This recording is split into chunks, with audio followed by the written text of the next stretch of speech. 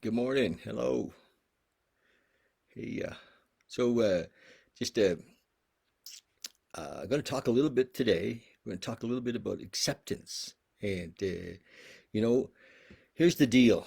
What's been happening for me lately is that I have gotten a little bit caught up in this whole thing around the what's going on with COVID and you know, the vaccine and the virus and all of that stuff. And so what I see that happens is that when I have a strong opinion, one way or the other, that it separates me from people, and it isn't actually doesn't serve me, it doesn't serve my service work, it doesn't serve my relationships. It's and it's easy to get sucked in to having an opinion, saying this is wrong or this is right or whatever. It's easy to get sucked in, and that's happened a bit to me in the last little while, and I just just want to kind of clear it, and recognize that I don't know, and usually if I have a strong opinion, it's because fear has crept in somehow, and or I don't like what's going on. It's hard, or I'm tired of it, and I think we're all in that place, and we're like certain that either this is wrong, or that's I've just seen the opinions strong on both sides, and I'm not going to go into what mine has been, but because I've let it go. I just let it go, and but we have been shaming each other, and some people are really, really, really good at self-discipline or separating themselves, physical distancing, and they're really good at it, and they're kind of angry at people who aren't really good at it, and or choosing not to do it, and then they're justified. They're really strong, have opinion, and that's okay. That's I can't. I have to kind of love them too, and then the people who are, are kind of ignoring the whole thing, um, you know, kind of think sometimes that the people who are being very careful are wrong and full of fear and all of that. So there's a lot of opinions around about the whole thing, and I just want to share that if you're in recovery, if you're in recovery, that it's pointed out to us pretty clearly in many ways that having a strong opinion about social issues, or judgment on people or events, or is not it isn't it work for us, and in our traditions it says that we have no opinion on outside issues, things that are part of our fellowship. And I think we can adopt all of those traditions that are for the organization, the 12-step organization. We can adopt them in our own lives, and so that's my suggestion. I remember when I first sobered up years ago, and I had a lot of opinions. Whoa, I had a lot of opinions. And my opinions created fear and anger. My opinions, I felt hard done by, and that the world was not treating me right. The world wasn't fair, and I had a lot of opinions. And my brother, I remember Brother Bobby, he got me reading from the book. There's a back in the day, the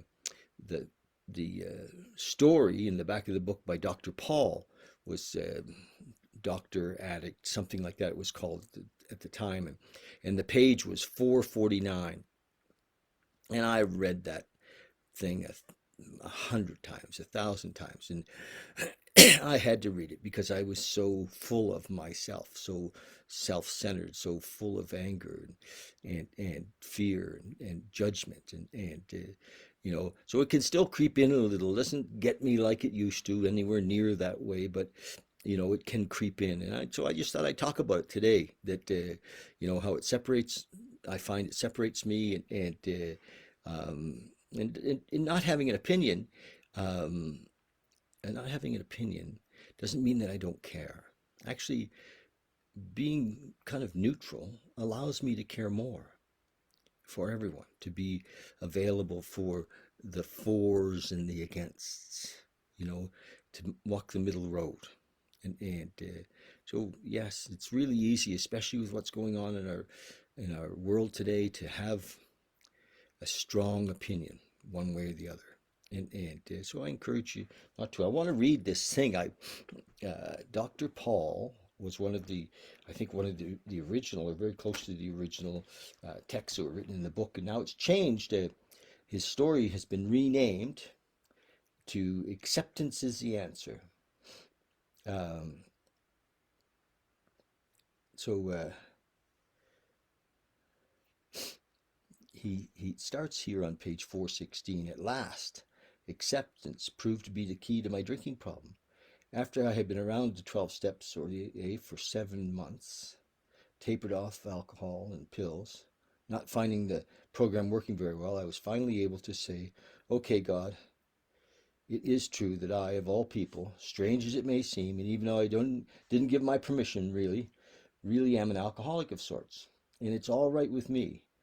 Now, what am I going to do about it? When I stopped living in the problem, began living in the answer, the problem went away.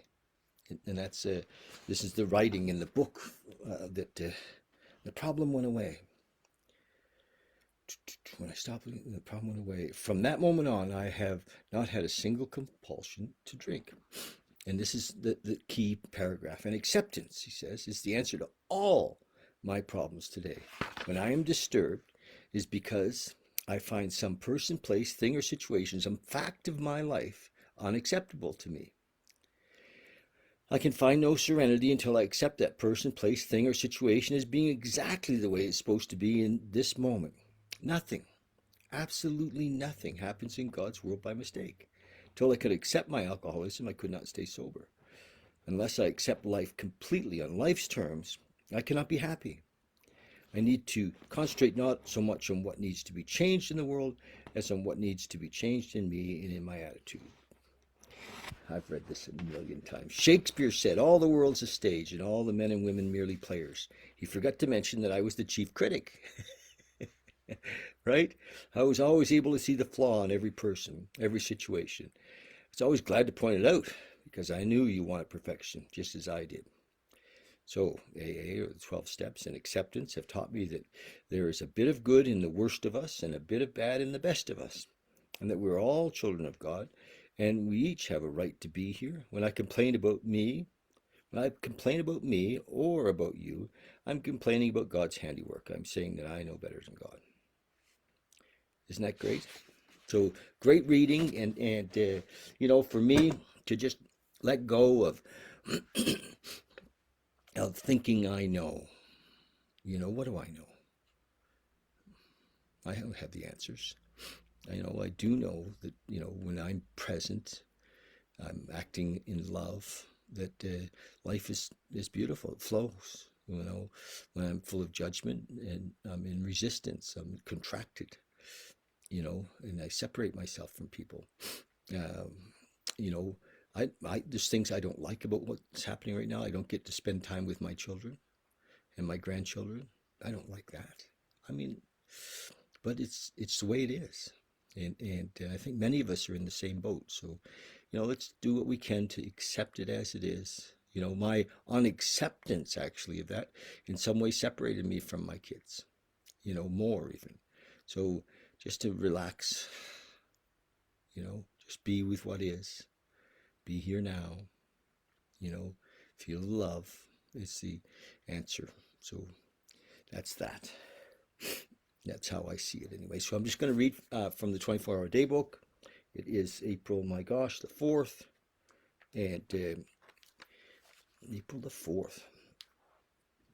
And so I've been reading this little book for you guys and for me now for almost a year, real close. And I really do enjoy doing it. So thanks for dropping in. And lots of you have been subscribing to my YouTube channel. I appreciate that. That's kind of growing. And this has been a fun adventure for me. Because I get to kind of share my experience, and this one about acceptance today is really quite personal. because yeah, I have to even accept that I wasn't feeling acceptance. How about that? When I come in, this is April the 4th, thought for the day. When I came into AA, or the 12 steps, I found men and women who have been through the very same things as me. But now they are thinking more about how they could help others than they were about themselves. They were a lot more unselfish than I ever was. By coming to meetings and associating with them, I began to think a little less about myself and a little more about other people. I also learned that I didn't have to depend on myself alone to get out of the mess I was in. I could get a greater strength than my own. I could get a greater strength than my own, a power greater than me, yes. Am I now dependent less on myself and more on God? When I'm in judgment of others, of course, I am totally, self-reliant, and self-reliance didn't work for me. I was, from my position, I was always separate. I always cut me out. I cut myself out of life, really. Meditation for the day. No man can help unless he understands the man he is trying to help. No man can help unless he understands the man he's trying to help. To understand the problems and temptations of your fellow man, you must have been through them yourself. You must do all you can to understand your fellow man. You must study his background, his likes, his dislikes, his reactions, his prejudice. When you see his weaknesses, do not confront him with them. Share your own weaknesses, sins, and temptations, and let him get his own convictions. Beautiful. I was with some guys I'm working with, sponsoring the other day. I said that, because we spend quite a bit of time together these days, said the bottom line is that people don't care how much you know until they know how much you care. And if we're not spending time with them, how can they know that you care if we're not taking the time? I mean, time is our most precious commodity in a way when we're here in this dimension, in this planet, in this life form. Time is very, very precious. So it's the most precious thing I have to give. And so people recognize that we care by how much time we reach out to spend with them. Prayer for the day. I pray that I may serve as a channel of God's power to come into other men's lives. I pray that I may try to understand my fellow man. Try to understand my fellow man. Okay, so that's beautiful. It really is. How do we work with others? Well, we spend time with them, and we get to understand them and feel them. So we're going to do a really short thing here. I call it sitting, and so we sit quietly.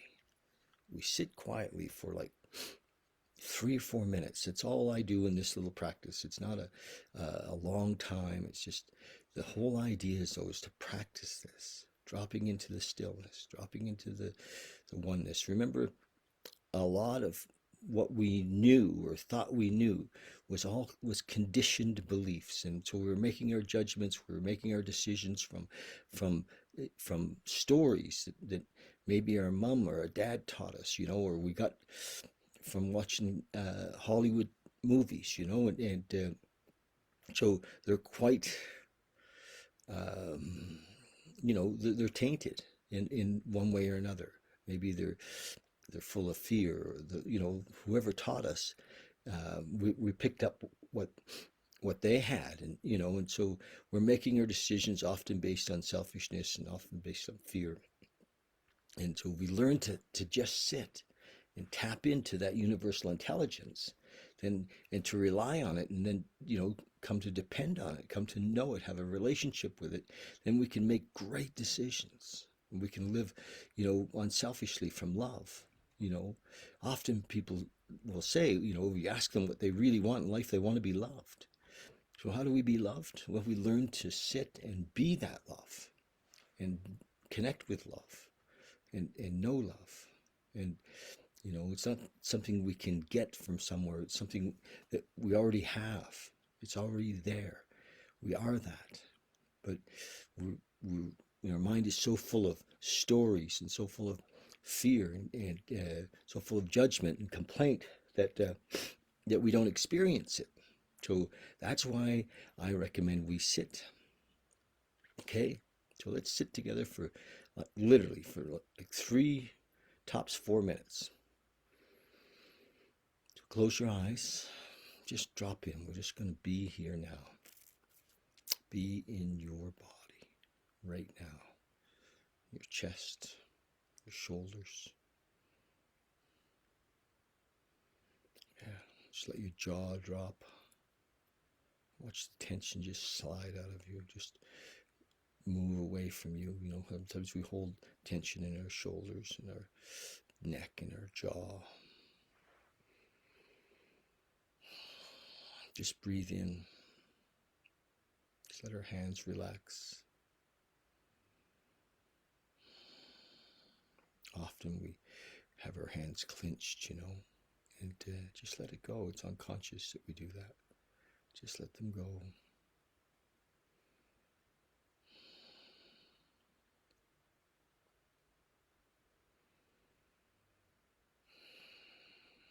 Be conscious of, become aware of our breath. Focus on our breath.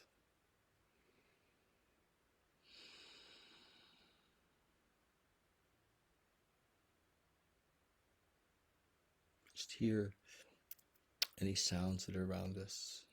For me, as soon as I drop into this, I just really sense the stillness. The stillness is not inside of me, it's inside and it's outside. It's everywhere. We are in that stillness. We live in that stillness.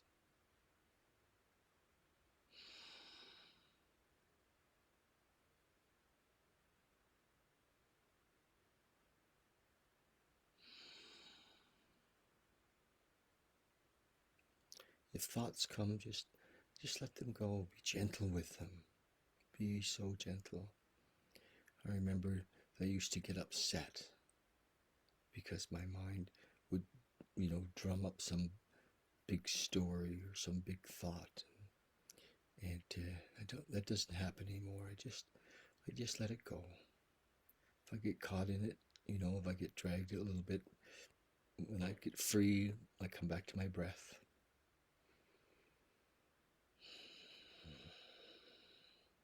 You can even say thank you for the thought. Thank you. Just let it go.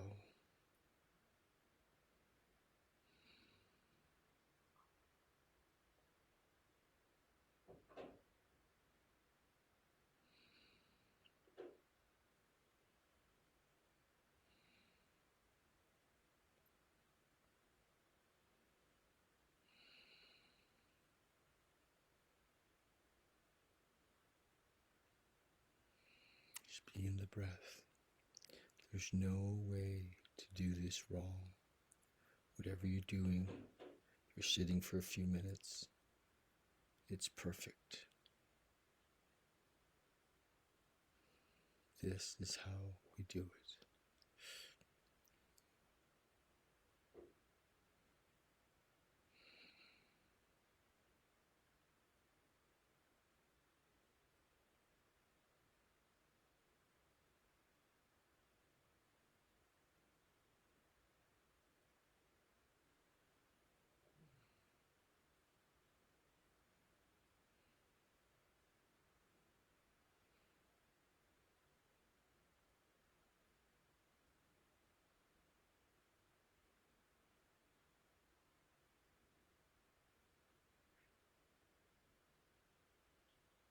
There we go. So just come back whenever you're ready, or stay there for a while. Thank you for joining me this morning. Happy Easter. Remember, acceptance in each moment is the answer. It's the pathway to freedom. If you'd like to join me on Monday evening, we have a little sharing group where we talk about these kind of things.